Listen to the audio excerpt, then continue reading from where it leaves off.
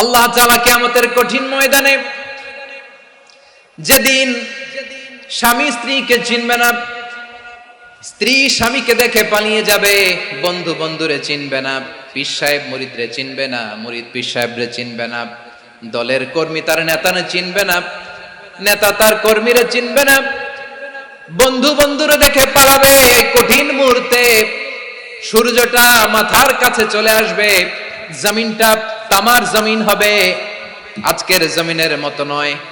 মানুষ ঘর্মাক্ত, ক্লান্ত, শ্রান্ত মাথার মগজগুলো কানের ছিদ্র আর নাকের ছিদ্র দিয়ে বেয়ে বেয়ে পড়বে। বিশ্বনবী ফরমান, ময়দানে 7 শ্রেণীর ব্যক্তিকে রব্বুল আলামিন তার আরশের নিচে ছায়া দিবেন। তার মধ্যে প্রথম শ্রেণীর ব্যক্তি হলো ইমামুন আদিল। ইমামুন আদিল, ন্যায়পরায়ণ শাসক, যে ইনসাফের সাথে বিচার করে, যে জাস্টিস সমাজে সার্ভ করে, যে সুশাসন নিশ্চিত করে, ওই ইমামুন আদিল। আদিল শব্দটা বুঝছেন না? ইন্নাল্লাহা ইয়া'মুরু বিল আদল, পাইছেন? আদিল। 7 শ্রেণীর ব্যক্তিকে আল্লাহ তাআলা সুশীতল আরশের নিচে ছায়া দিবেন, যেদিন তার দেয়া ছায়া ছাড়া কোনো ছায়া থাকবে না। এর প্রথম হচ্ছে ইমামুন আদিল, ন্যায়পরায়ণ শাসক। চিল্লায় বলেন সুবহানাল্লাহ। আবার বিশ্বনবী বললেন, ইন্নাল মুকসিতিনা ইনদাল্লাহি আলা মানাবির মিন নূর আন ইয়ামিনির রহমান। কিয়ামতের দিন যারা ন্যায়পরায়ণ হিসেবে আল্লাহর সামনে দাঁড়াবে, কিয়ামতের দিন রব্বুল আলামিন তার আরশের ডান দিকে ওই ন্যায়পরায়ণ লোকদের জন্য আরশের ডান দিকে একটা নূরের মিম্বারে তাদেরকে বসার সুযোগ করে দিবে। আল্লাহর আরশের ডান দিকে ন্যায়পরায়ণ লোকদের জন্য আল্লাহ তাআলা নূরের মিম্বার বানাবে। 4 কেন কথা মনে করেছেন? আল আদাল, জাস্টিস। ইন্নাল্লাহা ইয়া'মুরু বিল আদল। আল্লাহ তাআলা এই আদালতের নির্দেশনা দেয়, সুবিচার, সুশাসন। প্রিয় ভাইয়েরা, এটা আমরা বাংলাদেশে চাই কি চাই না? এই যে অরাজকতা, এই যে অন্যায়, এই যে জুলুম, এই যে ইনকনসিস্টেন্সি, সমাজের অসঙ্গতির প্রধান কারণ জাস্টিস নাই, সুবিচার নাই, সুশাসন নাই। শেষবারের মতো আওয়াজ করে বলেন তো, আমরা বাংলাদেশে আদল চাই কি চাই না?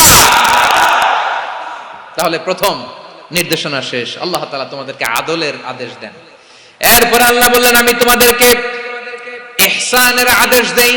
ইন্নাল্লাহা ইয়া'মুরু বিল আদলি ওয়াল ইহসান।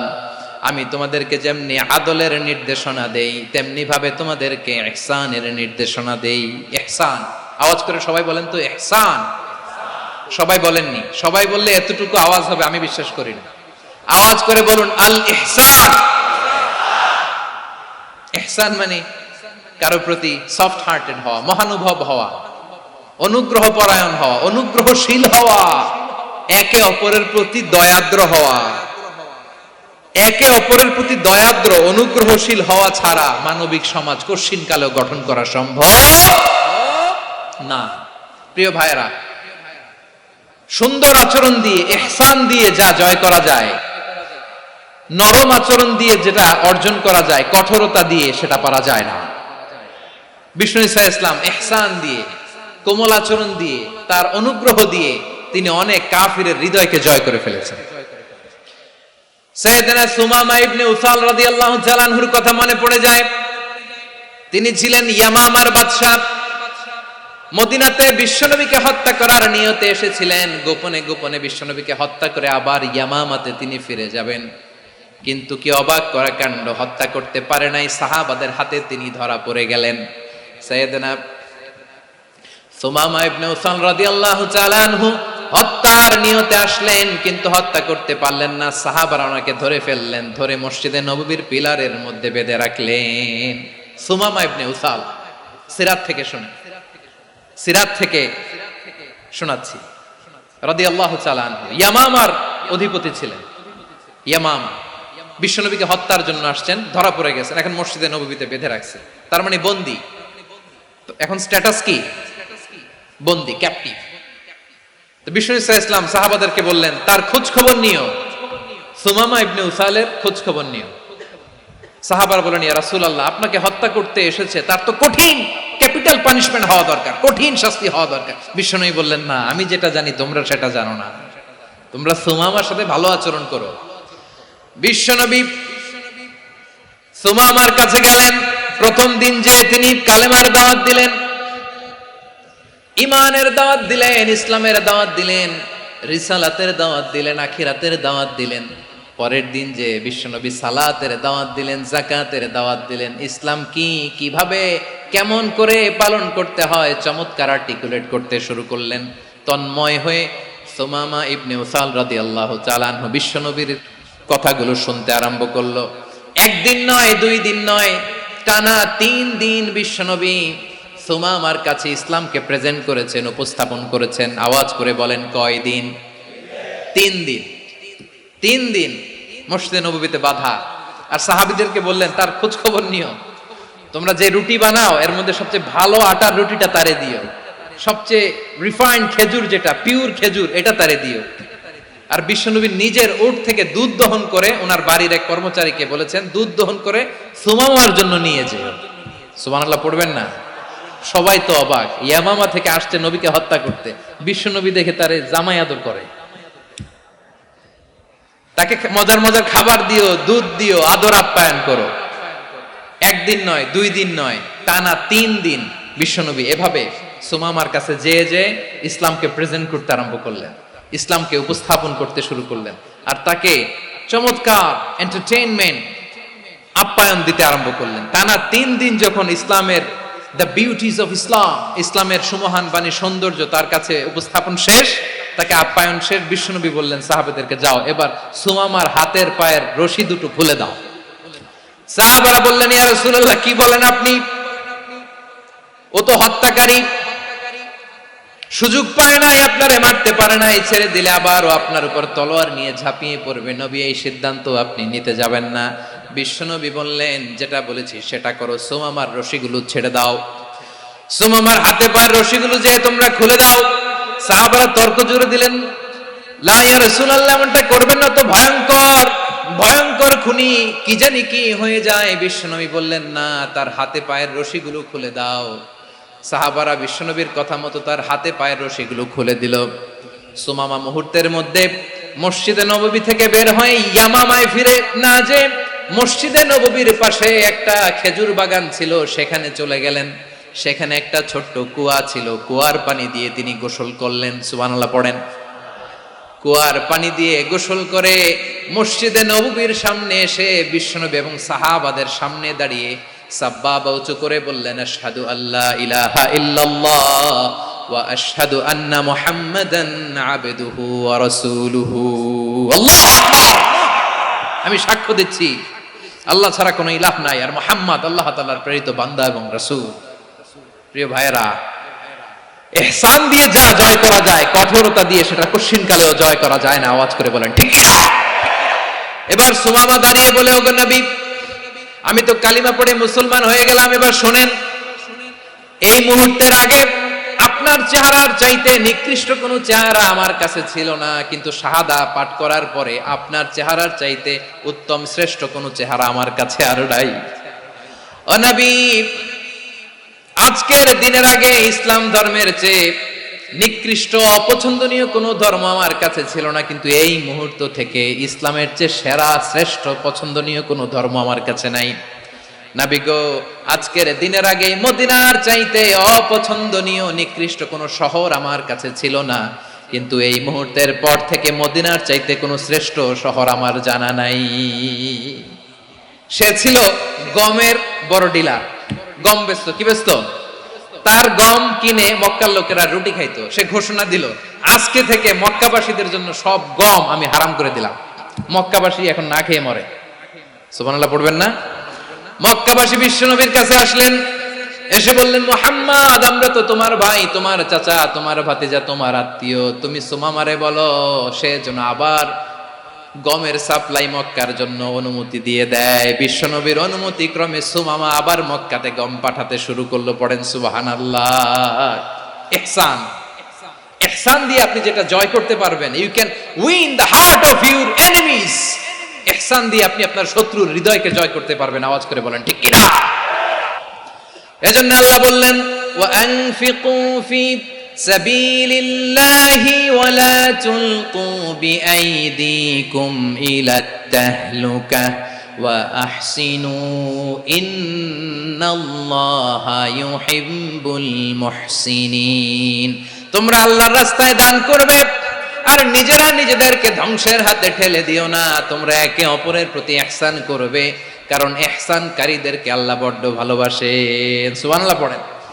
আবার সূরা রহমানে আল্লাহ বললেন, হাল জাযাউল ইহসানি ইল্লাল ইহসান ফাবিআইয়ি আলা, সবাই পড়েন, ফাবিআইয়ি আলাই রাব্বিকুমা তুকাযযিবান। ইহসানের প্রতিদান হিসেবে ইহসানই হয়। বিশ্বনবী সুমামার প্রতি যেমন ইহসান করেছেন, সুমামাও ঠিক তেমন ইহসান ফিরিয়ে দিয়েছে। ঠিক কিনা বলেন? তাহলে এক নম্বরে হচ্ছে আদ, ন্যায় বিচার। দুই নম্বরে সবাই বলে ইহসান, সদাচরণ। ইহসান দুই ধরনের প্রিয় ভাইরা, ইহসান ফিল ইবাদা, ইহসান ফিল মুআমালা। ইহসান ফিল ইবাদা হচ্ছে একাগ্র অনুভবে ইবাদতে ডুব দেওয়া, এর নাম ইবাদতের ইহসান। সুবহানাল্লাহ পড়ো। বিশ্বনবী বলেন ইহসান মানে কি জানো নাকি? হাদিসে জিবরিলে সাইয়েদনা জিবরিল আলাইহিস সালাম বিশ্বনবীকে বললেন, আখবিরনি আনিল ইহসান। নবী আমাদেরকে বলেন ইহসান মানে কি? বিশ্বনবী বললেন, আনতা আবুদাল্লাহা কাআন্নাকা তারাহু ফাইন লাম তাকুন তারাহু ফাইন্নাহু ইয়ারাক। ইহসান মানে হলো এমন ভাবে তুমি আল্লাহর সামনে নিজেকে উজাড় করে ইবাদত করবে, তুমি ভাববে তুমি আল্লাহকে দেখতে পাচ্ছ। আর এটা যদি ভাবা তোমার জন্য কঠিন হয়ে যায়, অন্তত এতটুকু তুমি ভাববা যে আল্লাহ তোমাকে দেখতে পাচ্ছেন। ঠিক কিনা বলেন? ও আমার বীর চট্টলার ভাইয়েরা, কেউ যেটা দেখে না সেটা দেখে কে? এই বিশ্বাস হৃদয়ের মধ্যে আছে? নামাজে যখন দাঁড়ান এই ফিলিংসটা আনা যাবে?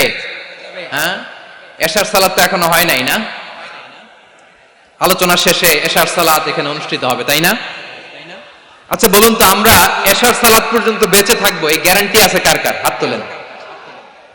কয়েকজন হাত তুলছে পেছনে, না বুঝে তুলে ফেলছে। এশা পর্যন্ত যে আমরা হায়াত পাবো কোনো গ্যারান্টি আছে? সবাই আওয়াজ করে বলেন, গ্যারান্টি আছে? গ্যারান্টি নাই। এজন্য বিষ্ণু ইসলাম বলেছে, এমন ভাবে নামাজে দাঁড়াও, ইবাদত করো, মনে করো হতে পারে এটাই আমার জীবনের শেষ নামাজ। পারফর্ম দ্য সালাহ as if this is your last and final prayer. এমন ভাবে সালাতে দাঁড়াও, ভাবো হতে পারে এটাই তোমার জীবনের শেষ নামাজ। এমন ভাবে নামাজে দাঁড়াও, ভাবো এটাই শেষ নামাজ। তাহলে নামাজে একাগ্রতা বাড়ায় দিবে কে? ফলে ইবাদতের ইহসান আমাদের অর্জিত হবে। আর মুআমালাতে ইহসান হলো, বিশ্বনবী বলেন, ইন্নাল্লাহা তাবারাকা ওয়া তাআলা কাতাবাল ইহসানা আলা কুল্লি শাই ফাইদা কাতালতুম ফাআহসিনুল কিতলা ওয়া ইযা যাবাহতুম ফাআহসিনুয যাবহা ওয়ালিয়ুহিদ্দা আহাদুকুম শাফরাতাহু ওয়ালিয়ুরিহ যাবিহাতাহু। ইহসান দুই ধরনের। আওয়াজ করে বলতে হবে, কয় ধরনের? সবাই বলুন আওয়াজ করে, কয় ধরনের? একটা হচ্ছে ইহসান ফিল ইবাদা, ইবাদতে ইহসান। ইবাদতে ইহসান কি? একাগ্র অনুভব দিয়ে ইবাদত করা, মন প্রাণ দিয়ে ইবাদত করা। আর মুআমালাতে ইহসান কি? সব কাজে, দৈনন্দিন কাজে, কর্মে, সামাজিক অ্যাক্টিভিটিতে কোমলতা প্রদর্শন করা, অনুগ্রহের সাথে সবকিছু করা। আল্লাহ তাআলা, ইন্নাল্লাহা তাবারাকা ওয়া তাআলা কাতাবাল ইহসানা আলা কুল্লি শাই, তিনি সব কিছুর ব্যাপারে ইহসানকে আবশ্যক করেছেন। সবকিছু, মুমিনের সব কাজে ইহসানের পরশ থাকবে। ওয়া ইযা কাতালতুম ফাহসিনুল কিতলা, বিষ্ণুই বলেন তুমি যখন কাউকে হত্যা করো ইহসানের সাথে করো। সুবহানাল্লাহ পড়বেন না? যখন হত্যা করো তখনও ইহসানের সাথে। আচ্ছা হত্যা করবো আবার ইহসান আসবে করতে করে, তো মেরেই ফেলবো আমি। আল্লাহ, ও ভাই একজন খুন করেছে, খুনি, রাষ্ট্রীয় আইনে তার শাস্তি হয়েছে ডেথ পেনাল্টি, মৃত্যুদণ্ড। এখন মৃত্যুদণ্ড দেখে আপনি যেমনি মন চায় তেমনি মারবেন লোকটারে? ওর নাক কেটে ফেলতে পারবেন? ওর কান কাটতে পারবেন? ওর চোখ উপড়ে ফেলতে পারবেন আপনি? যেমন মন চায় তার অঙ্গহানি করা যাবে না। ইহসানের সাথে তাকে হত্যা করে। সুবহানাল্লাহ, this is Islam, this is the true essence of Islam. ওয়া ইযা যাবাহতুম ফাহসিনুয যাবহা, যখন জবাই করবে তখনও ইহসানের সাথে জবাই করো। করব জবাই, ওইখানেও নাকি ইহসান। আচ্ছা কুরবানির দিন আমরা পশুগুলোরে কি করি বলেন সবাই আওয়াজ করে? জবাই। জবাই মানে তো এটার মেরেই ফেলতেছি, একটু পরে তো টুকরো টুকরো করে গোশতগুলো খাবো, এটার তো খাবো। এটা তো মেরেই ফেলবে। বিষ্ণু বলে না, জবের মধ্যে মুমিনের জবের ভেতরেও ইহসানের পরশ থাকা চাই। যখন জবাই করবে প্রাণীটাকে হাত পা টাইট করে বেঁধে নাও, ছুরিটাকে শার্পেন করে নাও, ধারালো করে নাও, যাতে অল্প সময়ে জবাইটা হয়ে যায়, প্রাণীটা যাতে কম কষ্ট পায়। সুবহানাল্লাহ পড়ে। দিস ইজ কল্ড ইহসান। ইহসান আল্লাহ তাআলা যেমনি আদলের আদেশ করেছেন, ন্যায় বিচার জাস্টিস এনশিওর করতে বলেছেন, সমাজে ইহসানের ব্যবহার, ইহসানের অনুশীলন তিনি করতে বলেছেন। এজন্য মুমিনের প্রতিটি কাজে, আমার চট্টগ্রামের ভাইরা আমার দিকে তাকান, খেয়াল করে শুনুন, মুমিন জীবনের প্রতিটি কাজে ইহসানের পরশ থাকা চাই। আমরা যেন আমাদের পরিবারের প্রতি ইহসান করি, আমরা যেন আমাদের কর্মচারীদের প্রতি ইহসান করি, আমরা যেন আমাদের কলিগদের প্রতি ইহসান করি, আমরা যেন আমাদের ভাইদের প্রতি ইহসান করি। মুমিন জীবনের প্রতি কাজে ইহসানের পরশ থাকার দরকার আছে না নাই? কথা বুঝতে পেরেছেন? তাহলে আল্লাহ তাআলার তিনটা আদেশ ছিল, কয়টা গেল? ভুলে গেছে, ভুলে গেছে চট্টগ্রাম। তিনটা আদেশের মধ্যে কয়টা বললাম? প্রথমে কি ছিল? আদল। 2 নম্বরে, 3 নম্বরে রব্বুল আলামিন বললেন ওয়া ইতাইযিল কুরবা, নিকটাত্মীয়দেরকে দান করো। নিকট আত্মীয়দেরকে দাও, যারা তোমাদের ব্লাড কানেকশনের আত্মীয় তাদেরকে তোমরা দাও। এখানে জেনারেলি বললেন দাও, কি দিব সেটা তিনি এখানে বলেন নাই, সেটা তিনি সূরাতুল ইসরার মধ্যে বলেছেন। আল্লাহ বলেন ওয়া আতিযাল কুরবা হাক্কা, নিকট আত্মীয়দেরকে তাদের অধিকার, তাদের প্রাপ্য তোমরা বুঝিয়ে দাও। দেখেন, একটা শান্তির সমাজ, একটা সমৃদ্ধ সমাজ, একটা মানবিক সমাজ গঠনের জন্য আল্লাহ তাআলা বেশি না, মাত্র 3টা অর্ডার, 3টা ভার্ডিক্ট তিনি জারি করেছেন। 1 নাম্বার সুশাসন, ন্যায় বিচার। 2 নাম্বার ইহসান। 3 নাম্বার নিকটাত্মীয়, যারা কাছে, তোমার ভেরি ক্লোজ রিলেশনশিপে আছে, তাদেরকে দাও। দাও, দিলে বাড়িয়ে দেয় কে? অনেকে দিতে চায় না, কৃপণতা করে। দিলে বাড়ায় দেয় কে? ও মিয়া, মদিনার মধ্যে সবচাইতে গরিব সাহাবী ছিল বেলাল রাদিয়াল্লাহু তাআলা আনহু। ওনার এন্টায়ার অ্যাসেট, সম্পদের পরিমাণ কতদূর জানেন? একটা লুঙ্গি। বেলাল রাদিয়াল্লাহু তাআলা আনহু, ওনার টোটাল ওয়েলথের এস্টিমেশন হচ্ছে মাত্র একটা লুঙ্গি। একটা লুঙ্গি, টোটাল ওয়েলথ এস্টিমেশন, টোটাল সম্পদের পরিমাণ বেলাল রাদিয়াল্লাহু তাআলা আনহুর কি ছিল? কথা বোঝে নাই বোধহয়। কি ছিল? ওই বেলাল রাদিয়াল্লাহু তাআলা আনহুকে বিষ্ণু ইসলাম বলেছেন আনফিক ইয়া বেলাল, ও বেলাল তুমিও দাও। ওয়ালা তাখশা মিন যিল আরশি ইখলালা, আরশের অধিপতির তো কোনো ঘাটতি নাই, তুমি দিলে ওই আল্লাহ তোমারে বাড়ায় দিবে। এজন্য আমার প্রিয় ভাইরা, দিলে কমে না, দিলে বাড়ে। অনেকে ধরে রাখে, নতুন কিছু নিতে পারে না, হাত দিয়ে যেটা ধরে রেখেছেন এটা দিয়ে দেন, বড় একটা ধরার সুযোগ পাবেন। জোরে বলেন ঠিক কিনা? ধরেন 5 কেজি ওজনের একটা ধরে রাখছেন, এখন 10, এটা না ছাড়লে 10 কেজি ধরতে পারবেন আপনি? আচ্ছা, 10 কেজির জিনিস একটা আছে হাতে, ওইটা যদি ছেড়ে দেন তাহলে না 15 কেজি ধরতে পারবেন। কথা বলেন ঠিক কিনা? তাহলে দিলে বাড়িয়ে দেয় কে? রব্বুল আলামিন বললেন 3 নাম্বার আদেশ হলো তোমাদের প্রতি সমাজটারে কেমন করে মানবিক সমাজ, সুন্দর সমাজ গড়বা। 3 নাম্বার আদেশ হলো ওয়া আতিযাল কুরবা হাক্কা, নিকটাত্মীয়দেরকে তাদের প্রাপ্য বুঝিয়ে দাও। এই নিকটাত্মীয়দেরকে তাদের অধিকার বুঝিয়ে দেওয়া, প্রাপ্য বুঝিয়ে দেওয়াতে আমাদের গাফলতি আছে না নাই? চট্টগ্রামে নাই? মাশাআল্লাহ আছে, আছে। অনেকে দেখবেন অনেক আল্লাহওয়ালা, তাহাজ্জুদ গুজার, সেজদা দিতে দিতে কপালে কালো দাগ ফেলে দিছে, সে তার বোনের হকটা আদায় করে নাই। আছে না নাই? হ্যাঁ, এখানেও আছে। সর্বনাশ। অনেক বড় হাজী সাহেব, বিশাল লম্বা দাড়ি, ছেলেরে সব দিয়ে দিছে, মেয়েরে কিছু দেয় নাই, মেয়ের হক আদায় করে নাই। আছে না নাই? এই হাজী সাহেবেরা, এই আল্লাহওয়ালারা কিয়ামতের ময়দানে আটকে যাবে। আপনি অন্যের অধিকার নষ্ট করেছেন, তাদের রাইটস কে ভায়োলেট করেছেন। এজন্য আল্লাহ তাআলা বলেন, কারো অধিকার যদি কেউ নষ্ট করে, ওই সমাজটা মানবিক সমাজ কঠিন কালেও হতে পারে না। এজন্য 3 নম্বর আল্লাহ বললেন ওয়া ইতাইদিল কুরবা, নিকটাত্মীয়দেরকে দাও। কি দিবা? তাদের অধিকার দিয়ে দাও, বোনের অধিকার বুঝিয়ে দাও। মেয়ের অধিকার বুঝিয়ে দাও, ফুফুর অধিকার বুঝিয়ে দাও। দেখবেন অনেক মায়েরা ছেলের পাতে মুরগির রান দেয়, মেয়ের পাতে দেয় মুরগির ঠ্যাং। এরকম আছে না নাই? ছেলেরা কি দেয় মুরগির, মেয়ের পাতে কি দেয়? তো মেয়ের কি মুরগির রান খেতে মনে চায় না? মনে চায় না? এমনটা করা যাবে না। নিকটাত্মীয়দেরকে অধিকার দিয়ে দাও, নিকটাত্মীয়ের সাথে সুসম্পর্ক রাখো। আদেশটা কার?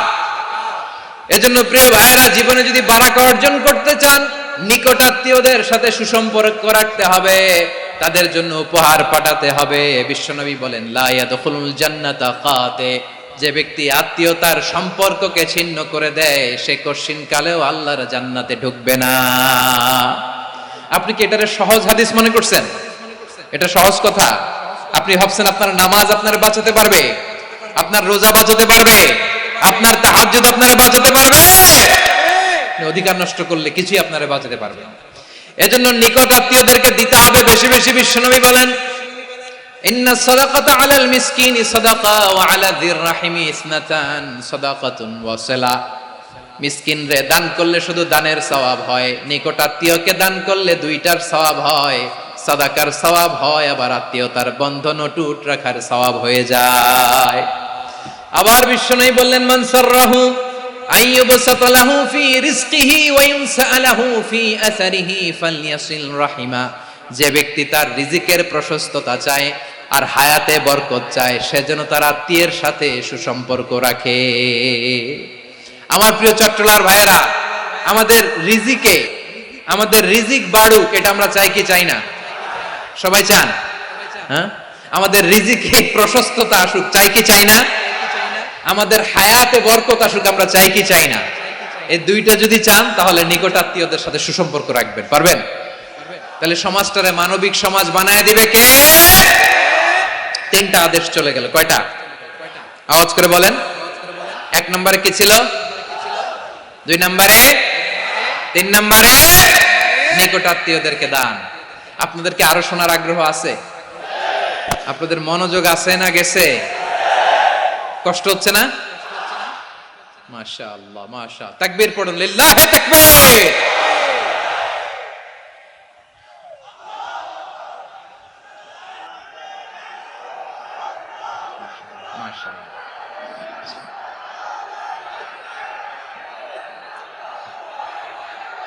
আমার প্রিয় ভাইয়েরা, আল্লাহ তাআলা তিনটা জিনিসের যেমনি আদেশ করেছেন, অনুরূপভাবে তিনটা বিষয় তিনি বারণ করেছেন, নিষেধ করেছেন। ওগুলোর কাছেও যাওয়া যাবে।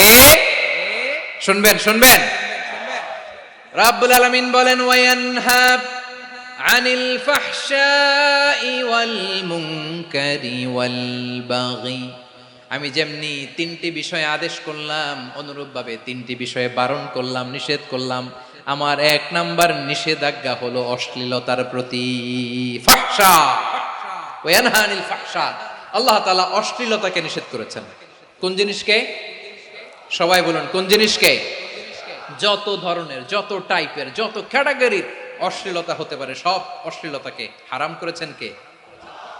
ফাহশা মানে কি? কথায়, কাজে, আচরণে, কমেন্ট, ফেসবুকের কমেন্টসে যত ধরনের নোংরামো আছে, যত ধরনের অশ্লীলতা আছে, এটাকে আরবিতে বলে ফাহশা। এটাকে কি বলে? রাব্বুল আলামিন বলেন, কুল ইন্নামা হাররামা রাব্বিয়াল ফাওয়াহিশা মা যাহারা মিনহা ওয়া মা বাতান।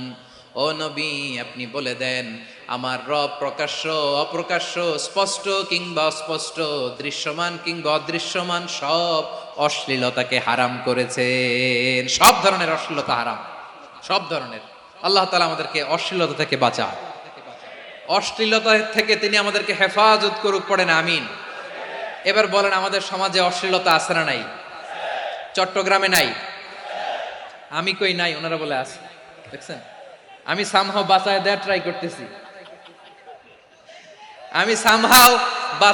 ট্রাই করতেছি, ওনারা বলে আছে। অশ্লীলতা নানা ভাবে, নানা নামে, নানা মোড়কে আমাদের সমাজে আছে না নাই? সংস্কৃতির নামে, ফ্যাশনের নামে, বিনোদনের নামে, উপন্যাসের নামে, কনসার্টের নামে অশ্লীলতা আছে না নাই? আপনি দেখেছেন কনসার্টগুলোর অবস্থা? এই যে আতিফ আসলাম যে আসছে আমাদের দেশে, তারপর কে কে আসছে, আমাদের তরুণ তরুণীরা, আমাদের যুবক যুবতীরা, আমাদের জেনজিরা, কি অবস্থা ওইখানে? হ্যাঁ, কি অবস্থা? কে বাঁচাবে ওদের? কে রক্ষা করবে ওদের ইমানের, ওদের চরিত্রের হেফাজতের গ্যারান্টি কে দিবে? কনসার্টের নামে অশ্লীলতা আছে না নাই? ছেলে মেয়ে একে অপরকে জড়ায় ধরতেছে, একে অপরকে চুমো খাচ্ছে প্রকাশ্যে, দিবালোকে, গণমানুষের সামনে। আল্লাহ তাআলা এই অশ্লীলতা থেকে আমাদেরকে বেঁচে থাকতে বলেছেন, বেঁচে থাকতে বলেছেন। রূপালী জগতের নামে অশ্লীলতা আছে না নাই? এই টার্মটা আপনারা জানেন না? রূপালী জগৎ কি জগৎ? আসলে কি রূপালী জগৎ না অন্ধকার জগৎ? আমার বোনেরা, আপনাদেরকে যে কি বলে তারা বুঝায়, রূপালী জগৎ শুনেই আপনি ভরকে যাবেন না। রূপালী জগতে যে নারী যত বেশি উলঙ্গ, সে নাকি তত বেশি সাহসী। জানেন, বলে এটা একটা সাহসী নারী, খুব সাহসী পদক্ষেপ তার। যত বেশি শরীর থেকে কাপড় নামাতে পারবে, যত বেশি বস্ত্রহীন হয়ে নিজেকে প্রেজেন্ট করতে পারবে, সে নাকি তত বেশি সাহসী। আমার চট্টলার ভাইয়েরা, শয়তানের প্রথমে এজেন্ডা ছিল বনি আদমকে বস্ত্রহীন করা। সে আদম এবং হাওয়া আলাইহিস সালামকে নিষিদ্ধ গাছের ফল খাইয়ে তাদেরকে বস্ত্রহীন করেছে। এই জামিনেও সে আমাদেরকে বস্ত্রহীন করতে চাইবে। এই রূপালী জগতের নামে তারা এটা করে। আমার প্রিয় বোনেরা, আপনি জানেন না আপনার দাম কত। ওরা আপনাদেরকে বিজ্ঞাপনের সস্তা পণ্য বানাতে চায়। ওরা আপনাদেরকে ওদের ভোগের লিপসার টুলস বানাতে চায়। ওরা আপনাদেরকে দিয়ে ওদের খায়েশ পূরণ করতে চায়। এটা আপনাদের জন্য মোটেও ডিগনিটি নয়, এটা আপনাদের জন্য সম্মান নয়। আপনার সম্মান শালীনতায়, আপনার সম্মান হেজাবে, আপনার সম্মান ভদ্রতায়, আপনার সম্মান আপনার ডিসেন্ট পোশাকে। পোশাক বলে দেয় এই নারীটা ভদ্র না অভদ্র। পোশাক বলে দেয় এই মেয়েটা কোন ঘরের মেয়ে। আওয়াজ করে বলেন ঠিক কিনা? আপনি জানেন না, আপনারা এই সস্তা পণ্য বানায়, ভোগের পণ্য, বিলবোর্ডে আপনাকে উলঙ্গ করে উপস্থাপন করে। এই অশ্লীলতার সাথে ইসলামের কোনো সম্পর্ক। এজন্য আল্লাহ বলেন, আমি অশ্লীলতাকে হারাম করেছি। অশ্লীলতাকে হারাম করার প্রথম কারণ হলো এর মাধ্যমে মানবতাকে অপমানিত করা হয়। কারণ মানুষের সম্মান মানুষের পোশাকে। মানুষ যখন পোশাকহীন হয়ে যায়, বস্ত্রহীন হয়ে যায়, তার সম্মান কমে যায়, ঠিক কিনা? অশ্লীলতাকে হারাম করার প্রথম কারণ হচ্ছে মানুষ মানুষকে অপমান করে। একটা নারী, সে তো সম্মানিত, নারী যে কত সম্মানিত নারীরা এটা বুঝেই নাই। বিশ্বনবী বলেন, আর দুনিয়া কুল্লুহা মাতা ওয়া খায়রু মাতা'আদ দুনিয়া আল মারআতুস সালিহা। আমার বোনেরা, 5টা প্যান্ডেলে আপনারা এলইডিতে আমার আলোচনা শুনছেন, আমি জানি। আপনাদের এই গর্ভ যে কত দামি আপনি জানেন না। আপনার পেট থেকেই আসবে আগামী দিনের সালাহুদ্দিন আল আইয়ুবী। আপনার পেট থেকেই আসবে অনাগত দিনের ইমাম মাহদী আল মুনতাযর। আপনার পেট থেকেই আসবে অনাগত দিনের ফয়সাল, ওয়াসিম, মুগ্ধ, আবু সাইদের মতো বীর যোদ্ধা।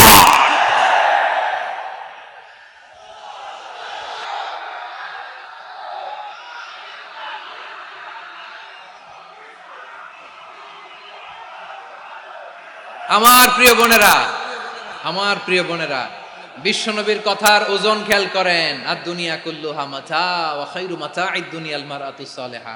দুনিয়ার সবকিছুই অ্যাসেট, এর মধ্যে সবচেয়ে দামি অ্যাসেট নেককার নারী।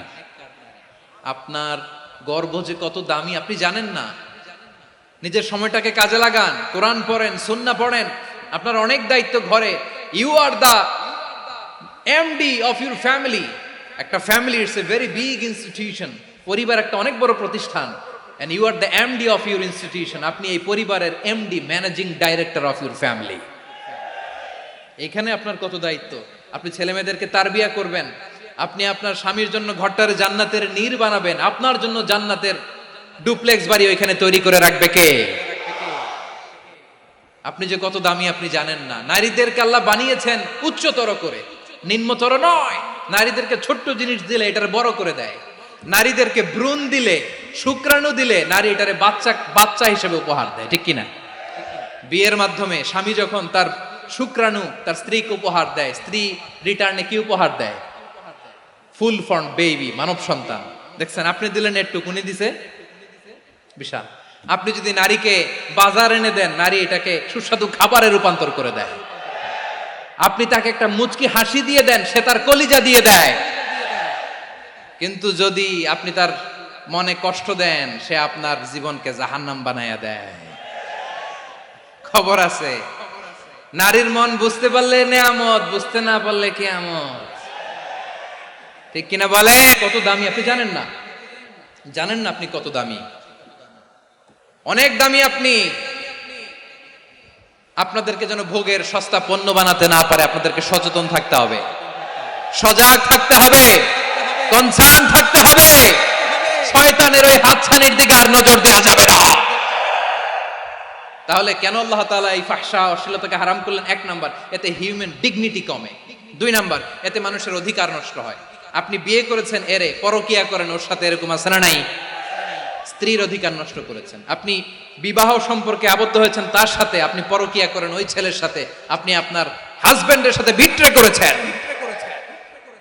এজন্য আল্লাহ অশ্লীলতাকে হারাম করেছে। অশ্লীলতাকে হারাম করার আরেকটা কারণ হচ্ছে আল্লাহ তাআলা এই হিউম্যান জেনারেশনকে এটাকে প্রিজার্ভ করতে চায়। হিফজুন নাসল, এটা মাকাসিদুশ শরিয়ার অনেক গুরুত্বপূর্ণ একটা মাকাসিদ, অনেক গুরুত্বপূর্ণ। আপনার নাসল, আপনার জেনারেশনকে সংরক্ষণ করা। এই যে আসতেছে ফেব্রুয়ারি, কত ফেব্রুয়ারি জানো? এটা কি বিশ্ব ভালোবাসা দিবস? হ্যাঁ, কি দিবস? এই বিশ্ব ভালোবাসা দিবসের সাথে মুসলমানদের কোনো সম্পর্ক নাই। আমার প্রিয় ভাইরা, এই যে আপনি অবৈধ সম্পর্কে জড়ালেন, কেন আল্লাহ অশ্লীলতাকে হারাম করেছে? দেখেন, বলতেছিলাম যে এটা আপনার নাসল, আপনার জেনারেশন, আপনার লিনিয়েজ, আপনার বংশকে প্রিজার্ভ করা। কে কার বাবা, কে কার মা, বাবা মা জানা, প্রজন্মকে প্রিজার্ভ করা, এটা ইসলাম ওয়াজিব করে দিয়েছে। এই যে অবৈধ সম্পর্কের কারণে, বিশ্ব বেহায়া দিবসের কারণে, এগুলোর আউটকাম, আউটপুট হিসেবে মাঝে মাঝে এই ঢাকা মেডিকেলের ডাস্টবিনে নবজাতকের বাচ্চার কান্নার আওয়াজ শুনতে পাওয়া যায়। চট্টগ্রাম মেডিকেলের ডাস্টবিনে নবজাতকের কান্না শুনতে পাওয়া যায়। বীর চট্টলার মুসলমানেরা বুঝতে পারলে আওয়াজ করে বলেন, এই যে চট্টগ্রাম মেডিকেলে যে নবজাতকটা পাওয়া গেল, ওর বাবাকে আমাকে বলেন, ওর বাবাকে, ওর মাকে, ও কোন ফ্যামিলির সন্তান কেউ জানে? আপনি হিউম্যান ডিগনিটিকে অপমান করেছেন না? আপনি তার ভবিষ্যৎকে অন্ধকার করেছেন না? আপনি তার লিনিয়েজকে প্রশ্নবিদ্ধ করে দিয়েছেন না? এই জন্য আল্লাহ তাআলা অশ্লীলতাকে আমাদের জন্য হারাম করে দিয়েছেন। পড়েন সুবহানাল্লাহ। এই জন্য রাব্বুল আলামিন বলেন, কুল ইন্নামা হারামা রাব্বিয়াল ফাওয়াহিশা মা যাহারা মিনহা ওয়া মা বাতান। প্রকাশ্য অপ্রকাশ্য সব অশ্লীলতাকে হারাম ঘোষণা করে দিয়েছে কে? আবার দুনিয়ার বুকে যারা অশ্লীলতার প্রসার করে তাদের জন্য শাস্তি মজুদ রেখেছে কে? রব্বুল আলামিন বলেন, ইন্নাল্লাযীনা ইউহিব্বুনা আন তাশিআল ফাহিশাতু ফিল্লাযীনা আমানু লাহুম আযাবুন আলীমুন ফিদ দুনিয়া ওয়াল আখিরাতি ওয়াল্লাহু ইয়ালামু ওয়া আনতুম লা তা'লামুন। নিশ্চয়ই যারা বিশ্বাসীদের মাঝে অশ্লীলতার প্রচার প্রসার করতে চায় তাদের জন্য আমি মর্মন্তুদ শাস্তি প্রস্তুত করে রেখেছি, দুনিয়াতেও রেখেছি, আখিরাতেও রেখেছি। ঘোষণাটা কার? যারা এই নাটকের নামে, সিনেমার নামে, রূপালী জগতের নামে, মুভির নামে, ওটিটি প্ল্যাটফর্মের নামে আমার সমাজে অশ্লীলতা ছড়াতে চায়, তাদের জন্য কঠিন মর্মন্তুদ শাস্তি মজুদ রেখে দিয়েছে কে? ও আমার বোনেরা, এখনো আপনি জাগবেন না? এখনো আপনার চিন্তার দুয়ারে এখনো নাড়া পড়ে নাই? ওরা আপনাকে উলঙ্গ বানাতে চায়, ওরা আপনাকে আইটেম গার্ল বানাতে চায়। এজন্য ইসলাম অশ্লীলতাকে হারাম করেছে। হারাম। ইসলাম বলেছে যোজন যোজন দূরে থাকো, ওরা বলে না কাছে আসো, কাছে আসার গল্প, ক্লোজ আপ ওয়ান, কাছে আসার গল্প আছে না নাই? চট্টগ্রামে তো এগুলো নাই মাশাআল্লাহ। হ্যাঁ, এখানেও আছে ক্লোজ আপ ওয়ান, কাছে আসার গল্প। আল্লাহ বলেন ওয়ালা তাকরাবুজ জিনা, কাছেও এসো না, জিনা থেকে যোজন যোজন কিলো দূরে থাকো, ওরা বলে কাছে আসার গল্প। আমার বীর চট্টলার ভাইয়েরা, কাছে আসতে হলে আমরা কোরআনের কাছে আসব, কাছে আসতে হলে নবীর কাছে আসব, কাছে আসার গল্প হবে আমার রবের কাছে আসার গল্প। চিল্লায় বলো ঠিক কিনা?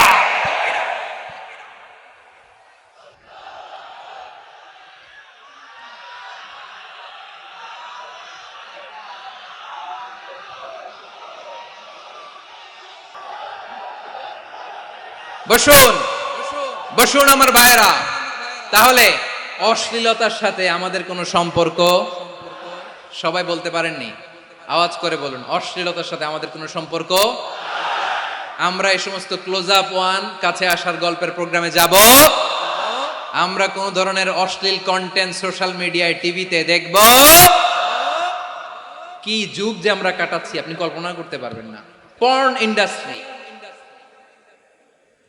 নারী পুরুষের বস্ত্রহীন যুগল দৃশ্য, এটাকে দিয়ে ওরা কোটি ডলারের ইন্ডাস্ট্রি বানিয়েছে।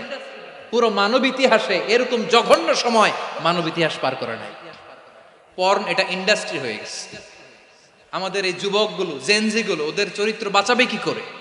কেমন করে হেফাজত করবে ওদের এই মূল্যবান চরিত্র? আমার প্রিয় ভাইরা, এই অশ্লীলতার দ্য লেটেস্ট ভার্সন হচ্ছে LGBTQ, শরীফ থেকে শরীফা। শুনছেন আপনারা? দেখতে পুরুষ, আসলেই পুরুষ, সুস্থ একজন পুরুষ, 4 সন্তানের বাবা, বলে আমি মনে মনে নারী। দেখতে নারী, সুস্থ নারী, আসলেই সে দিব্যি একজন নারী, বলে আমি মনে মনে পুরুষ। সবচেয়ে ভয়ঙ্কর অশ্লীলতার সবচাইতে লেটেস্ট ভার্সন হচ্ছে এই ট্রান্সজেন্ডারিজম। সুস্থ পুরুষ তার বায়োলজিক্যাল গ্রোথকে হরমোন দিয়ে স্টপ করে দিয়ে সে সার্জারি করে নারী হতে চায়, সুস্থ নারী পুরুষ হতে চায়। পুরুষ পুরুষের প্রতি সেক্সুয়ালি আকর্ষণ বোধ করে, এটা লূত আলাইহিস সালামের কওমের মধ্যে ছিল। এটাকেও আল্লাহ কোরআনে ফাহিশা বলেছেন। ওয়ালুতান ইয ক্বালা লিকাওমিহি আতাতুনাল ফাহিশাতা মা সাবাকাকুম বিহা মিন আহাদিম মিনাল আলামিন। লূত আলাইহিস সালাম বললেন, তোমরা কি এমন এক অশ্লীল কার্যক্রমে ডুব দিলে নাকি যেটা গোটা বিশ্বের কেউ কখনো করে নাই, তোমরাই প্রথম করেছো। পড়েন নাউযুবিল্লাহ। এই পশ্চিমের এই রোগ আমার দেশে যেন আসতে না পারে, আমাদের সজাগ থাকতে হবে। প্রিয় ভাইরা, চিল্লায় বলেন ঠিক কিনা?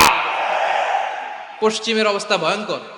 পাশ্চাত্যে, আমি যুক্তরাষ্ট্রে ছিলাম অনেকদিন, কয়েক মাস, বিভিন্ন স্টেটে ঘুরেছি। গার্ডিয়ানরা উদ্বিগ্ন, ছেলে মেয়েদেরকে, ছোট্ট ছেলে মেয়ে, ওদেরকে জিজ্ঞেস করে, তুমি how do you feel right now inside yourself, তুমি ভিতরে ভিতরে কেমন ফিল করো, তোমার কি ছেলে ছেলে লাগে না মেয়ে মেয়ে লাগে? আচ্ছা বলেন, এই ছোট্ট বাচ্চাটাও কি এগুলো জেন্ডার অ্যাসাইনমেন্ট বলতে এগুলো কিছু বুঝে? এইভাবে মিসগাইড করা হচ্ছে। কৌতূহল বশত ছোট্ট ছেলে যদি বলে আমার তো মেয়ে মেয়ে লাগে, তখন বলে যে না তুমি মেয়ে, ছেলে না। মা বাবা বাধা দিলে ওকে আলাদা গভর্নমেন্ট হাউসে নিয়ে যাবে। ভয়ঙ্করতম অবস্থা। আমরা একটা সময় শুনতাম যে হুজুর আমার ছেলেটা খুব ভালো, হাফেজে কোরআন, আল্লাহওয়ালা। হুজুর আমার ছেলে দাড়ি রাখছে, আল্লাহওয়ালা। হুজুর আমার ছেলে 5 ওয়াক্ত সালাত জামাতের সাথে পড়ে, তার মানে আল্লাহওয়ালা। পশ্চিমে যে আমি কি শুনছি জানেন? ওরা বলে হুজুর আমার ছেলেটা ইউনিভার্সিটির একটা মেয়ের সাথে প্রেম করে, ও খুব আল্লাহওয়ালা, হুজুর দোয়া করবেন। এর কারণ ওদের কাছে আল্লাহওয়ালার ক্রাইটেরিয়া হচ্ছে হুজুর আমার ছেলেটা আরেক ছেলের পছন্দ করে নাই, আমার মেয়েটা আরেক মেয়েকে ভালোবাসে নাই, এজন্য আমার ছেলেটা আল্লাহওয়ালা, হুজুর ওর জন্য একটু দোয়া করে দিয়েন। কি চ্যালেঞ্জ ওরা ফেস করতেছে। ওনার ছেলে যে আরেক ছেলেরে বিয়ে করবে না, এটাতেই উনি খুশি যে আলহামদুলিল্লাহ আমার ছেলেটা একটা মেয়েরে ভালোবাসে, আমার মেয়েটা একটা ছেলেরে ভালোবাসে, মানে এটা খুব আল্লাহওয়ালা। নাউজুবিল্লাহ পড়তে পারলেন না? এজন্য অশ্লীলতার সাথে আমাদের কোনো সম্পর্ক। রব্বুল আলামিন বলেন ওয়ায়ানহা আনিল ফাহশাই ওয়াল মুনকারি ওয়াল বাগি, তিনটা জিনিসকে আমি নিষিদ্ধ করলাম। এক নাম্বার হলো ফাহশা, অশ্লীলতা। দুই নাম্বারে হলো মুনকারের সমস্ত মন্দ কাজ। আপনাদের মনোযোগ আছে না? শেষ করে দিব? আর 2-1 মিনিট শুনবেন? আচ্ছা বলি তাহলে, আর 2-1 মিনিট। তাহলে নিষেধাজ্ঞা জারি করেছেন তিনটা জিনিসের উপর। এক নাম্বার কি? ফাহশা, অশ্লীলতা। দুই নাম্বার মুনকার। মুনকার মানে হচ্ছে যত মন্দ কাজ, খারাপ কাজ, বাজে কাজ, এটার বলে মুনকার। এটার কি বলে? আপনারা পড়ছেন না, তা'মুরুনা বিল মা'রুফি ওয়া তানহাউনা আনিল মুনকার। ভালো কাজের আদেশ, সৎ কাজের আদেশ, অসৎ কাজের নিষেধ। মুনকার, মুনকার হচ্ছে মানুষের স্বাভাবিক বিবেকবোধ যেটাকে খারাপ বলে, ওইটাই মুনকার। পৃথিবীর সব আসমানি গ্রন্থ যেটাকে খারাপ বলেছে, মানুষের স্বাভাবিক বিবেকবোধ যেটাকে খারাপ বলেছে, এগুলো সব মুনকার। যেমন ইফটিজিং, এটা কি ভালো না খারাপ? মজুদদারি, খাদ্যে ভেজাল দেওয়া, ওজনে কম দেওয়া, মাছে ফরমালিন মিশানো, চাঁদাবাজি, টেন্ডারবাজি, দখলবাজি, এগুলো আমাদের স্বাভাবিক বিবেকেই বলে এগুলো খারাপ, এগুলো হচ্ছে মুনকার। আল্লাহ তাআলা এই মুনকার থেকে আমাদেরকে বেঁচে থাকতে বলেন, আর শয়তান এই মুনকারের প্রতি আমাদেরকে উদ্বুদ্ধ করে। আল্লাহ তাআলা বললেন, ইয়া আইয়ুহাল্লাযীনা আমানু লা তাত্তাবিউ খুতুওয়াতিশ শাইতান ফাইন ওয়া মান ইয়াত্তাবি' খুতুওয়াতিশ শাইতানি ফাইন্নাহু ইয়া'মুরু বিল ফাহশাই ওয়াল মুনকার। আল্লাহ বললেন, ও আমার গোলামেরা শোনো শোনো, ও আমার বিশ্বাসী বান্দারা খবরদার, তোমরা কশিনকালেও শয়তানের পদাঙ্ক অনুসরণ করবে না, কারণ শয়তান তোমাদেরকে অশ্লীলতা এবং মন্দ কাজের দিকে উদ্বুদ্ধ করে। আমাদের কাজ হচ্ছে শয়তান আমাদেরকে যেদিকে নিতে চায় আমরা তার উল্টা দিকে যাব, ঠিক কিনা বলে? শয়তান এই মন্দ কাজকে আমাদের কাছে বিউটিফাই করে, চাকচিক্যময় করে আমাদের সামনে উপস্থাপন করে। এজন্য আল্লাহ বলেন মুনকারকে থামাতে হবে, মুনকার প্রতিরোধ করতে হবে। মুনকার প্রতিরোধের দায়িত্ব শুধু আমাদের নাকি? শুধু আপনার খতিব সাহেবের, ইমাম সাহেবের, নাকি মুসলিম উম্মার সবার? আওয়াজ করে বলুন, মুনকার অসৎ কাজ প্রতিরোধের দায়িত্ব কার? রাব্বুল আলামিন বলেন, কুনতুম খায়রা উম্মাতিন উখরিজাত লিন-নাসি তা'মুরুনা বিল মা'রুফি ওয়া তানহাউনা আনিল মুনকার। তোমাদেরকে শ্রেষ্ঠ জাতি করে জমিনের মধ্যে আবির্ভূত করা হয়েছে, যাতে করে তোমরা জমিনের ভেতরে সৎ কাজের আদেশ করতে পারো আর অসৎ কাজের নিষেধ করতে পারো। উম্মা কুনতুম খায়রা, তাহলে গোটা উম্মার দায়িত্ব, এটা বুঝতে পারছেন তো? আচ্ছা, আরো নিচে আসেন। এরপরে আল্লাহ বললেন, শুধু উম্মা না, এই জমিনের রাজত্ব আমি যাদের হাতে দেই, এই জমিনের মালিক আমি যাদেরকে বানিয়ে দেই, যাদেরকে আমি সরকারের দায়িত্ব দেই, তাদেরকেও মুনকার প্রতিরোধের দায়িত্ব দিয়েছে কে? আল্লাহ বলেন, যারা ক্ষমতার মসনদে বসেছে তাদেরকে 4 দফা কর্মসূচি আমি আল্লাহ দিলাম। আওয়াজ করে বলেন, কয় দফা? আল্লাহ বলেন, আল্লাযীনা ইম্মাক্কান্নাহুম ফিল আরদি আকামুস সালাতা ওয়া আতাউয যাকাতা ওয়া আমারু বিল মা'রুফি ওয়া নাহাউ আনিল মুনকার ওয়ালিল্লাহি আকিবাতুল উমুর। যারা এই জমিনের উত্তরাধিকার হয়েছে তারা 4 দফা কর্মসূচি নিয়ে সামনে আগাবা।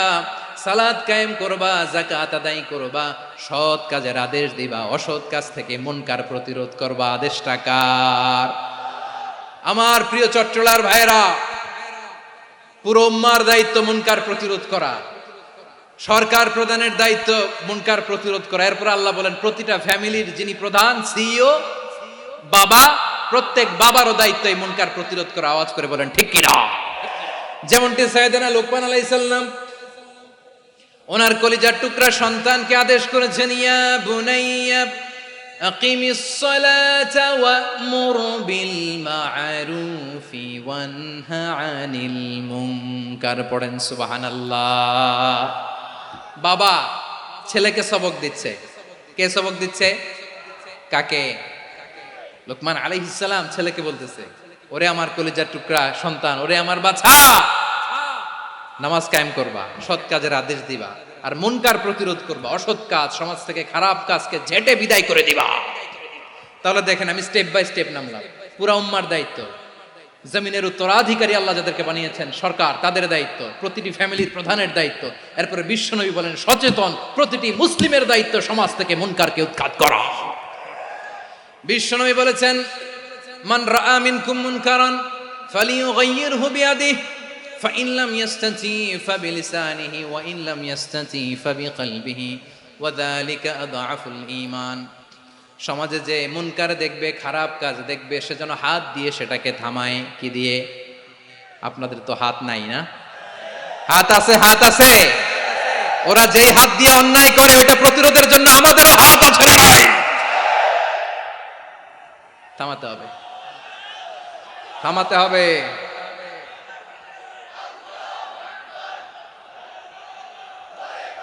বসুন আমার প্রিয় ভাইরা, ওরা ওদের যে হাত দিয়ে টেন্ডারবাজি করে, চাঁদাবাজি করে, ইফটিজিং করে, দখলবাজি করে, যে হাত দিয়ে, ওই মুনকার থামায় দেওয়ার জন্য আল্লাহর দেয়া আমাদেরও দুটি হাত আছে না নাই?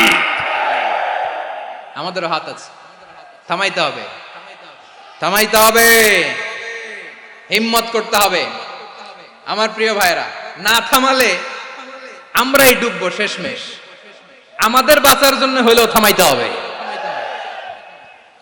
রব্বুল আলামিন বলেন ওয়াত্তাকু ফিতনাতাল লা তুসিবান্নাল্লাযীনা যালামু মিনকুম খাসসা।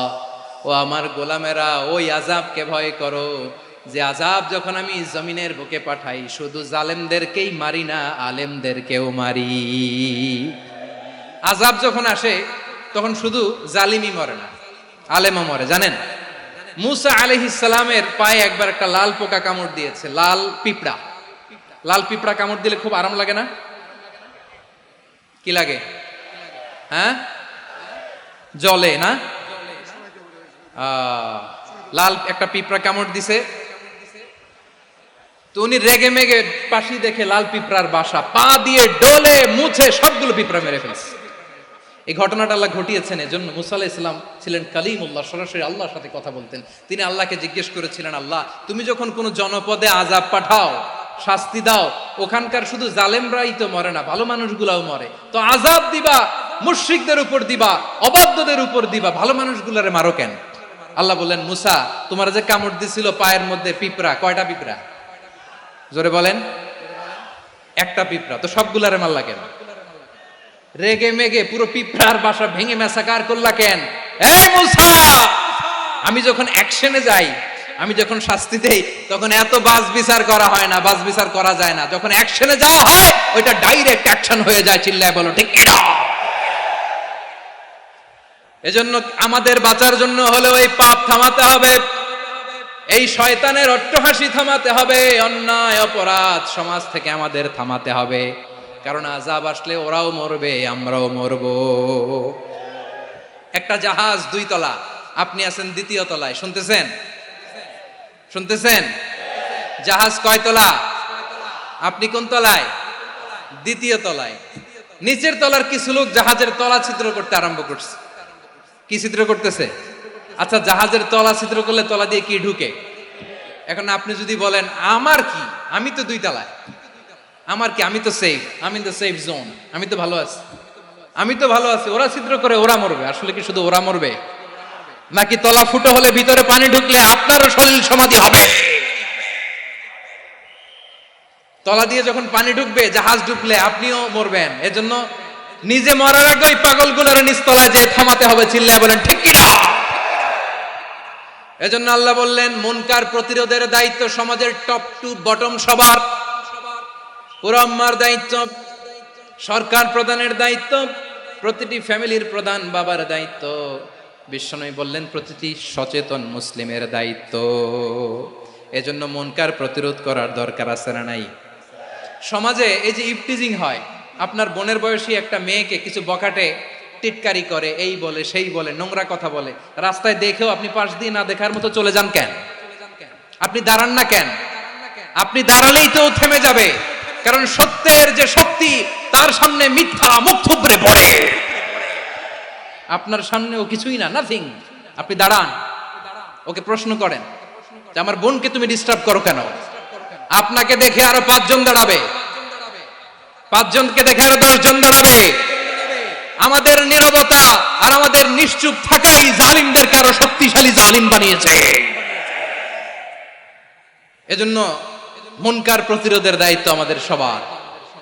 টেন্ডারবাজি, চাঁদাবাজি, দুর্নীতি, অপরাধ, দখলদারিত্ব, মজুদদারি, এগুলো সব কিছু একসাথে প্রতিরোধ করতে হবে, ঠিক কিনা বলেন?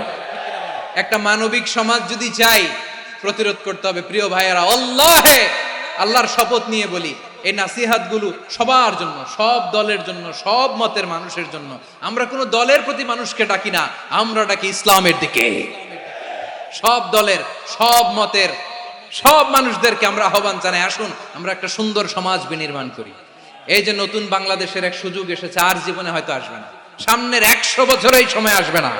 আসুন দেশটাকে আমরা সাজাই, আসুন আমরা দুর্নীতি বন্ধ করি, আসুন আমরা চাঁদাবাজি বন্ধ করি, আসুন আমরা দখলদারিত্ব বন্ধ করি, আসুন আমরা এক দল আরেক দলকে নিশ্চিহ্ন করার যে রাজনীতি, এটা বন্ধ করি। সব দলের প্রতি আমার আহ্বান। আমি কিছুদিন আগে একটা নিউজ দেখলাম, ওই যে লন্ডনে বসে জনাব তারেক রহমান সাহেবকে আমি ধন্যবাদ দিতে চাই। উনি সংবাদ শোনা মাত্রই ওনার দলের অনেক চাঁদাবাজকে উনি বহিষ্কার করেছেন। I do appreciate. প্রতিটি দলের এরকম ইনিশিয়েটিভ নেওয়ার দরকার আছে না নাই? যে কোনো দলে এই প্র্যাকটিসটা থাকার দরকার আছে না নাই? চাঁদাবাজদের সাথে আপনারা নিজেদেরকে মুক্ত ঘোষণা করবেন যে এরা আমার দলের কর্মী হতে পারে না। আমরা চাঁদাবাজ মুক্ত বাংলাদেশ চাই, জুলুম মুক্ত বাংলাদেশ চাই, ফ্যাসিজম মুক্ত বাংলাদেশ চাই, গুণ খুন খারাপি মুক্ত বাংলাদেশ চাই। আমরা নতুন ভোরের বাংলাদেশ চাই। ওই বাংলাদেশ পাওয়ার জন্য মুনকার প্রতিরোধে, অন্যায় প্রতিরোধে যদি বাঘের বাচ্চার মতো, আবু সাইদের মতো 2 হাত উঁচু করে, বুককে টান টান করে প্রসারিত করে দাঁড়াতে হয়, রাজি আছো মুসলমান? কারা কারা রাজি? আল্লাহকে হাত দেখিয়ে প্রতিজ্ঞা করো।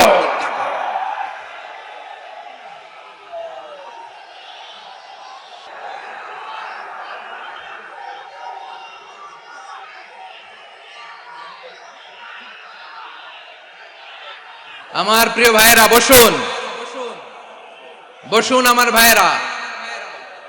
রাব্বুল আলামিন বলেন, ওয়ায়ানহা আনিল ফাহশাই ওয়াল মুনকারি ওয়াল বাগি ইয়াইদুকুম লাআল্লাকুম তাযাক্কারুন। বসুন।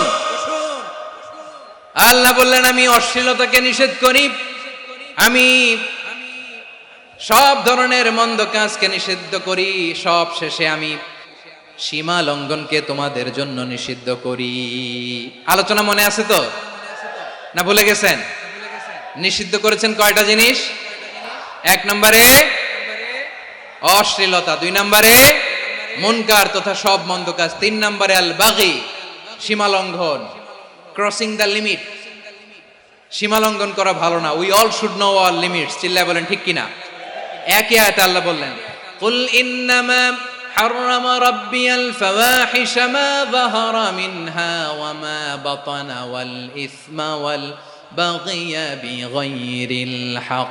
অন্যায় ভাবে যে অবাধ্য হয়, যে সীমা লঙ্ঘন করে, তাদেরকেও আমি এটা হারাম করে দিলাম। সীমা লঙ্ঘন করা হারাম, সীমা লঙ্ঘন করা হারাম। আল্লাহ বারবার আমাদেরকে ওয়ার্নিং দেয়। যখন আমরা থামি না তখন আল্লাহ ধরে, আর যখন ধরে তখন ছাড়ে না। ধরে না, ধরলে আল্লাহ। ফেরাউনকে কিন্তু হুট করে ধরে নাই, আপনারা জানেন 9 বার ওয়ার্নিং দিয়েছে। ফেরাউনকে আল্লাহ তাআলা ওয়ার্নিং দিয়েছিল কয়বার? বীর চট্টলার বীর সেনানীরা আওয়াজ করে বলেন, ফেরাউনকে ধরার আগে ওয়ার্নিং দেওয়া হয়েছিল কয়টা? রাব্বুল আলামিন বলেন, ওয়ালাকাদ আতাইনা মূসা 9 আয়াতিন বাইয়িনাত। 9টা মুআজিজা দেখিয়েছি। 1 2 3 বারবার এইভাবে রিমাইন্ডার, ওইভাবে রিমাইন্ডার, এইভাবে নসিহাত, ওইভাবে দাওয়া। ফাকুলা লাহু কাওলান লাইয়িনা, নরম করে বলো, সফট করে বলো, যত ওয়ে হতে পারে দাওয়া মেথডোলজি। মূসা আলাইহিস সালামের সব অ্যাপ্লাই শেষ। 10ম বারে যে আল্লাহ ধরছে, 10ম বারে যে ধরেছে। এজন্য আল্লাহ বলেন, আমি সীমা লঙ্ঘনকে পছন্দ করি না। কোরআনের অন্য আয়াতে বাগীকে বলা হয়েছে আল ইতিদা। সীমা লঙ্ঘন যারা করে তাদেরকে আল্লাহ বলেছেন মুতাদিন। وقاتلوا في سبيل الله الذين يقاتلونكم ولا تعتدوا إن الله لا يحب المعتدين। আমি সীমা লঙ্ঘনকারীদেরকে কোশ্চিন কালেও পছন্দ করি না। আমরা যেন সীমা লঙ্ঘন না করি। রাজি আছেন তো? যে কোনো ক্ষেত্রে ইবাদতে যেন সীমা লঙ্ঘন না করি। অনেকে আমরা ইবাদতে সীমা লঙ্ঘন করে ফেলি। বিশ্বনবী সাল্লাল্লাহু আলাইহি ওয়াসাল্লাম যেটা শিখিয়েছেন এর বাইরে যে অতিরিক্ত বুজুর্গ হতে চায় এরকম আছে না নাই? করা যাবে না, কোনো ক্ষেত্রেই সীমা লঙ্ঘন করা যাবে, এমনকি যুদ্ধ ক্ষেত্রেও না। বিষ্ণু ইসলাম বলেন খবরদার যুদ্ধ ক্ষেত্রেও সীমা লঙ্ঘন করো না। কি সুন্দর ইসলাম আমরা পেয়েছি। বিশ্বনবী বলেন খবরদার যুদ্ধের ময়দানে কোনো নারীর গায়ে হাত তোলো না, কোনো শিশুর গায়ে হাত তোলো না, কোনো গবাদি পশু হত্যা করো না, কোনো শস্য ক্ষেত্র ধ্বংস করো না, ইবাদতরত অন্য ধর্মের কোনো সন্ন্যাসীর গায়ে হাত তোলো না। বলেন সুবহানাল্লাহ। তাহলে আমরা সীমা লঙ্ঘন করতে পারবো? প্রিয় ভাইরা, একটা সুখী সমৃদ্ধ শান্তির সমাজ, মানবিক সমাজ যদি আমরা গঠন করতে চাই, আমাদের আল্লাহর দেয়া কয়টা আদেশ মানতে হবে বলেন দেখি? সবাই বলেন কয়টা? আর বেঁচে থাকতে হবে কয়টা জিনিস থেকে? আওয়াজ করে বলেন কয়টা? আচ্ছা, আদেশ নাম্বার 1 কি ছিল বলেন? আল্লাহর আদেশ কি? 1 নাম্বার আদাল, ন্যায়পরায়ণতা। আমরা সুবিচার, সুশাসন, ন্যায় বিচার চাই কি চাই না? 2 নম্বরে কি ছিল? মাশাআল্লাহ, আওয়াজ করে বলেন 2 নম্বরে কি ছিল? ইহসান। আমরা যেন সবার প্রতি দয়া পরবশ হই, ইহসান করি। 3 নম্বরে কি ছিল? নিকটাত্মীয়দের দান করা, তাদের অধিকার প্রাপ্য বুঝিয়ে দেওয়া। পাশাপাশি 3টা জিনিস থেকে আল্লাহ বারণ করেছেন, নিষেধ করেছেন। তার প্রথমটা ফাহশা, অশ্লীলতা। অশ্লীলতার সাথে আমাদের কোনো সম্পর্ক। আজকের এই ঐতিহাসিক চট্টগ্রামের প্যারেড ময়দান থেকে আমরা যত ধরনের মা যাহারা মিনহা মা বাতান, প্রকাশ্য অপ্রকাশ্য, দৃশ্যমান অদৃশ্যমান, সব অশ্লীলতা থেকে নিজেদেরকে মুক্ত ঘোষণা করলাম। অশ্লীলতাকে আমরা না বলে দিলাম। আওয়াজ করে সবাই বলুন নো। অশ্লীলতার সাথে আমাদের কোনো সম্পর্ক। 2 নম্বর নিষেধাজ্ঞা কি ছিল? আল মুনকার, সমাজের যত মন্দ কাজ এগুলোকে আমরা প্রতিরোধ করব। রাজি আছেন তো সবাই?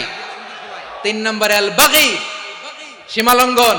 কোন মুসলিম সীমালঙ্ঘন করে না, এমনকি যুদ্ধ ক্ষেত্রেও না। আওয়াজ করে বলেন ঠিক কিনা? রাব্বুল আলামিন শেষে বললেন ইয়াইদুকুম লাআল্লাকুম তাযাক্কারুন। আল্লাহ তোমাদেরকে উপদেশ দেন যাতে তোমরা শিক্ষা গ্রহণ করো। আমরা উপদেশ দিব, আমরা জোর করে কাউরে কিছু মানাতে চাই না। লা ইকরাহা ফিদ্দিন ওয়া যাক্কির ফা ইন্না যিকরা তানফাউল মুমিনিন। উপদেশ দিলে এটা মুমিনদের কাজে দেয়।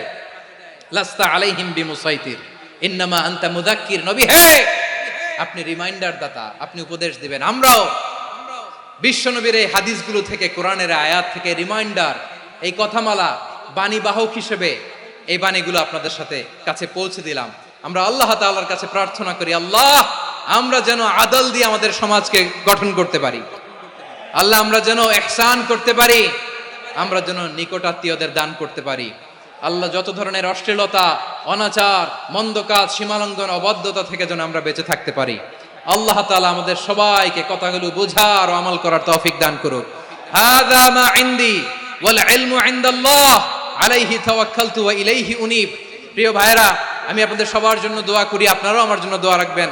আমাদের পাশেই আছেন আমাদের সকলের শ্রদ্ধাভাজন, আমাদের মুরব্বী আওলাদে রাসূল আনোয়ার হোসেন তাহের জাবির আল মাদানী হাফিজাহুল্লাহু ওয়া রাআ। সবাই বসুন। উঠবেন না? কেউ উঠবেন না? উঠলেন কেন? উঠলেন কেন?